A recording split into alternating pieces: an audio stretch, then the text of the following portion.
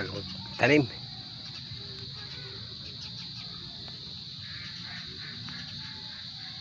Yan, mani yan guys. Ito yung gilid. Tataniman ko ng kamuting kahoy yung tinatanim ko dito. Ito. Tapos ito yung bago kong yung gilid na to.